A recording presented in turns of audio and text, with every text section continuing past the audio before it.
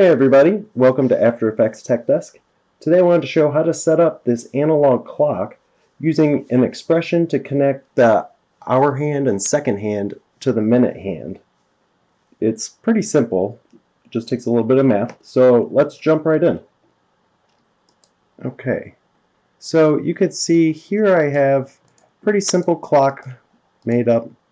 It's just a circle, some dashes, and if you stick around I'll show you a quick way to make these dashes at the end. And I've got a couple other simple pre-comps here, a minute hand, a second hand, and an hour hand. And this is all set up with just keyframes on the minute hand. And the second and the hour hands are being driven by this, just using some simple math. So what we want to happen is we want the hour hand, every time the minute hand goes around a full revolution, we want that to only go 1/12. So we're just taking this expression, I'll clear it out. Let's start it fresh from here. We're going to Option click or Alt click on the stopwatch. You can pick whip it right to the rotation of your minute hand, and then we're going to multiply by a fraction. You could also divide, but it's a lot easier to just have the expression do the math. So we're going to just have it do 1/12 times 1/12 because it's going to go around 1/12 of the time around.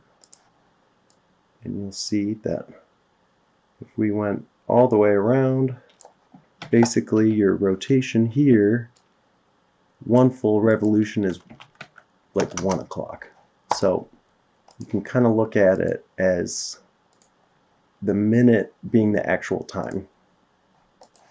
To drive the second hand, of course, for every rotation that goes, we want it to go around a full revolution, 60. So we're taking this and multiplying it by 60.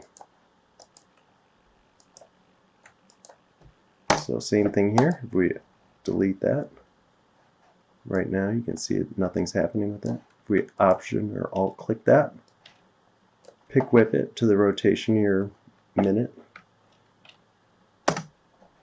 and now this would go with it, but every time this goes a minute we want it to go all the way around, or if that went all the way around here, that would go around 60 times. So we'll multiply that by 60,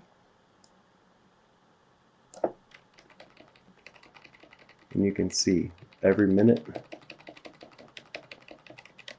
we're getting 60 ticks out of there. And there you have it. Not too hard, right? I did promise you how to do the dashes quickly. For this, I'm using a repeater in a simple rectangle shape. So if I turn off the repeater, you'll see that it's just a simple rectangle. If I zoom in a little bit, you can see that it's offset. The anchor point is still in the middle, and I'm using the position here to determine how far out it goes. That position is right on the rectangle parameters itself. So then I put the repeater on, and this repeater is going to repeat it, and it defaults to putting like 100 in here, but you want to zero that out. We're just going to do rotation. And so we want 12, and if you're trying to figure out what the angle is of that, you have 360 degrees divided by 12, and you get 30. So now we have this flexible rig. If we need it bigger, here we can turn on the clock face to see if you want it to be inset more, or if you want those dashes to be wider. Maybe you want them rounded, or just little dots, or super skinny. And you could of course tie this to the size of your clock face if you wanted to get more complex with it, but that is how you do it. Not too hard, right?